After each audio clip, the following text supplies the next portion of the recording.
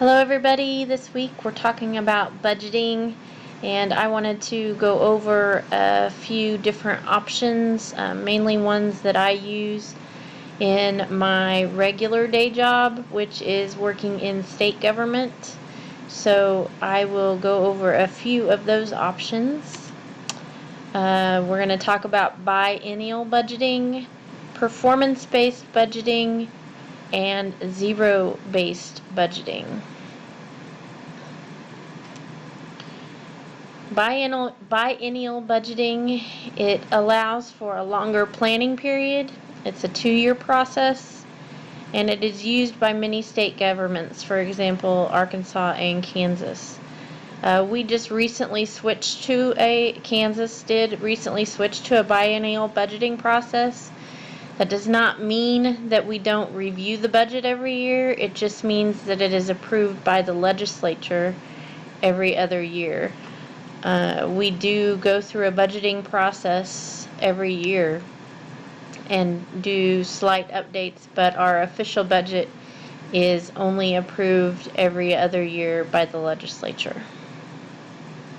So that is what a biennial budgeting process is. Performance-based budget. We recently were switched to that when we went through a efficiency study. If you live in the state of Kansas, you might have heard of this. We were put through an efficiency study at the request of the legislature, and one of their recommendations was to switch to performance-based budgeting practice.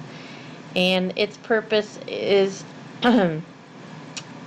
has the purpose of implementing planning, strategizing, and prioritizing the budget process.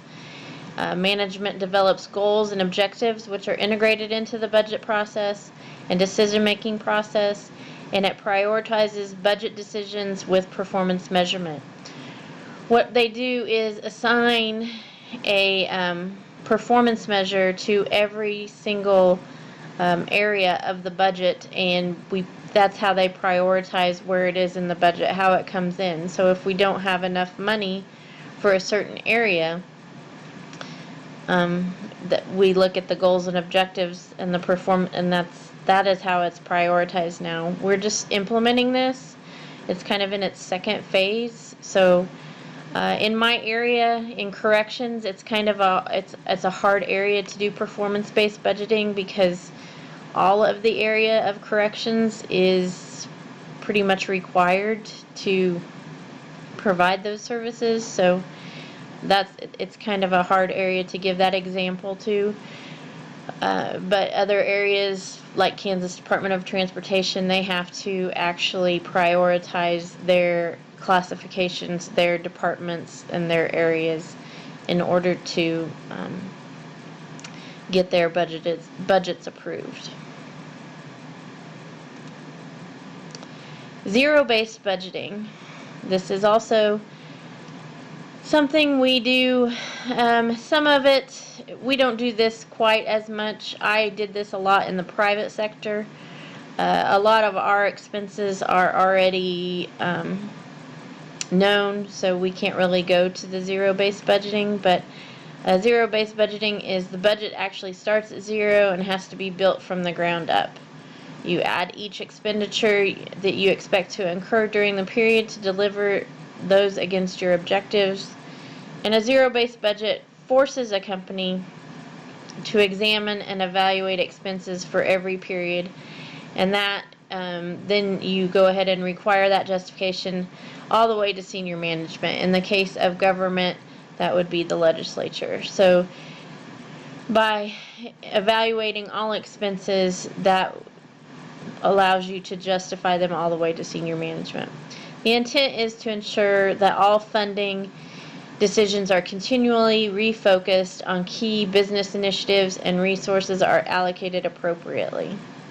So zero-based budgeting really is a good thing. You start from the ground up, you evaluate them every year or every period, and you can just start over, start fresh. You aren't building continually on bad numbers. You can start fresh. So I really do I like this process. It's a good process. that is the end of my budgeting presentation.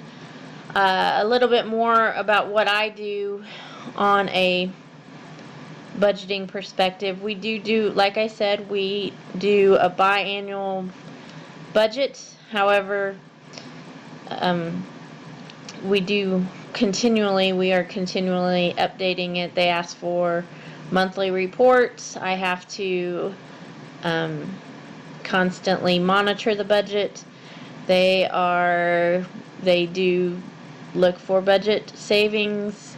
Even though my budget, I can't make any more money, we are allocated a certain amount of money by the legislature, and that is what I have to work with. So it's kind of like fitting a square peg into a round hole.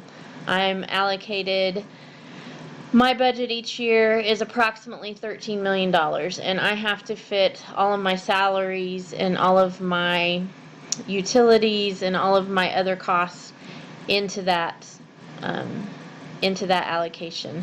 So my salaries, of course, have to come first, and then I fit everything else into there. And each year it gets a little bit tougher. They don't really up our allocation. It usually stays about the same, and some years it's a little bit less.